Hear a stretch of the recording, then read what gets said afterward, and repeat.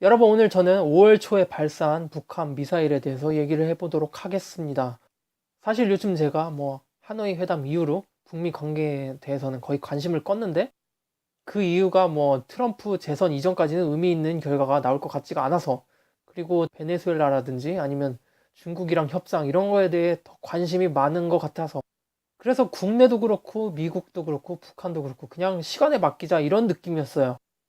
그러다가 그렇게 5월 초에 미사일을 발사를 했는데, 저는 제 느낌상 미국이 여태까지 이어온 협상의 흐름을 단순히 그 미사일 때문에 깨고 싶지 않다 그렇게 예상을 했어요. 그렇게 하고 아직 나온 게 없으니까 지켜봤는데, 미국도 그렇게 신뢰를 깰 정도는 아니라고 보고 있었죠.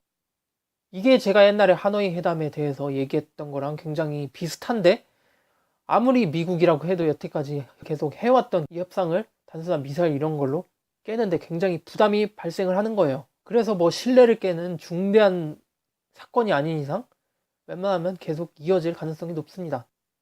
그래서 저는 그 하노이 회담조차도 결렬이 아니라 그 해결을 다음으로 미루자 이런 일종의 합의라고 생각을 했고, 그리고 양측 다 협상을 아예 깨려는 의도는 갖고 있지 않다 이렇게 생각을 했어요.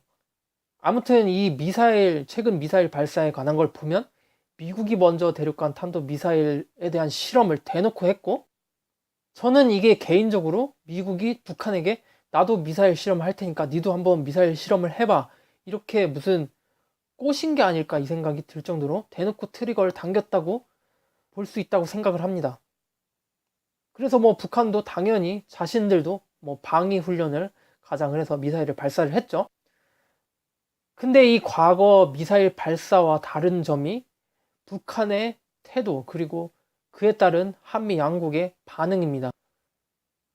이전에 북한은 항상 이거는 미국 본토를 타격하기 위한 훈련이다 이렇게 굳이 강조를 했어요. 어차피 할 수도 없으면서 말이에요. 근데 이번에는 북한이 이렇게 얘기를 했어요. 이번 훈련은 과거와 다르게 한국이랑 미국 니들이 항상 동해랑 서해에서 하는 거 있잖아. 공격이 아니라 방어를 위한 거. 우리도 이렇게 한 거야. 방어라는 게 가장 군사적으로 합리화하기 쉽고, 그리고 리스크가 가장 적은 명분이기도 하죠. 일본도 군대를 가질 수 없는 국가지만 방어라는 명분으로 군사력을 아직도 보유를 하고 있는 것처럼요. 그래서 이전 같았으면 이것도 도발의 일종으로 보고 굉장히 무슨 엄중한 대응을 했을 텐데, 지금은 협상의 틀도 있고 하니까 저거는 엄밀하게는 도발이 아니라든지 아니면 신뢰관계가 아직 깨지지 않았다든지 하는 것처럼 한미 양국이 북한을 오히려 감싸주는 듯한 태도를 취하고 있어요. 이게 굉장히 신기한 상황이죠. 똑같은 도발을 했는데도 불구하고 상황에 따라서 한미 양국이 다른 태도를 보이고 있어요. 그러다 보니까 참견 좋아하는 일본도 미국 쪽에서 불쾌하다는 입장을 표하지 않으니까 본인들도 아무런 입장이 없어요. 미국이 불쾌하지 않으니까 본인들도 불쾌할 명분이 없는 거죠. 저는 이 한국과 미국의 반응이 이 평화를 위한 시그널로 굉장히 긍정적이라고 생각합니다. 그리고 제 개인적인 의견이지만 북한에게 먼저 미사일을 발사하게 해서 사실상 협상 부진의 이유로 미국 내에서 수면 아래로 가라앉아 버린 게 이 북핵 문제였는데, 이걸 다시 트럼프 대통령이 미국에서 다시 수면 위로 띄우려는 계산이 있었던 게 아닌가 그렇게 생각을 해요. 그래서 북한에게 이벤트가 발생할 수 있도록 트리거를 발동을 시킨 것 같고요. 아무튼 오히려 미국 쪽에서 오히려 북한을 경계하자 이런 여론이 많이 나오고 있는 것도 같은데, 이게 트럼프가 의도한 결과인 건지 아니면 의도치 않은 결과인 건지 모르겠지만 정치적으로 트럼프가 오히려 더 고립당한 느낌이 없지는 않죠. 저는 이건 트럼프가 예상을 했다고 봅니다만, 미국 내에서 반발이 더 심해질 거라는 거 이 정도는 예상을 했겠죠. 제 개인적인 생각으로는 북한에게 미사일을 먼저 발사를 시키고 트럼프가 다시 테이블에 나와서 북한에게 다시는 미사일을 발사하지 않도록 하겠다 이런 약속을 받아내는 이런 해결사 이미지를 구축하는 데 목적이 있지 않을까 그런 생각을 해요.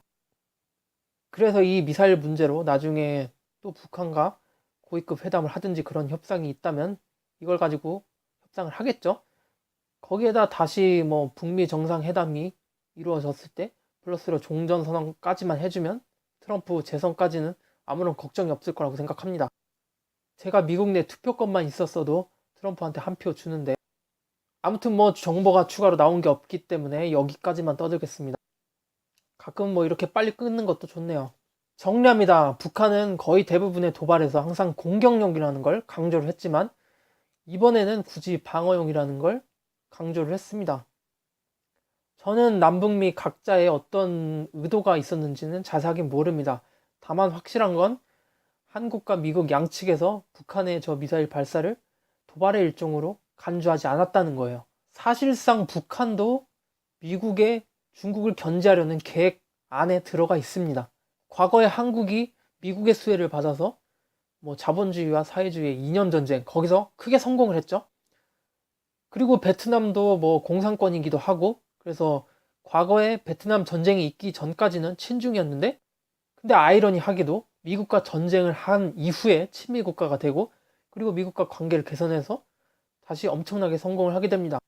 만약에 북한이 뭐 베트남처럼 아예 중국을 배신하다시피 하면 우리가 역으로 중국과 관계를 개선을 해서 통일을 하는데 명분을 챙기면 좋겠지만 북한이 아예 뭐 베트남처럼 중국을 배신하지는 않을 것 같고 뭐 적당히 중국과 미국 사이에서 줄타기를 하면서 과거 우리 한국이 그랬던 것처럼 성장을 할 것 같습니다. 뭐 줄타기는 우리나라 민족 고유의 정신인가 봐요.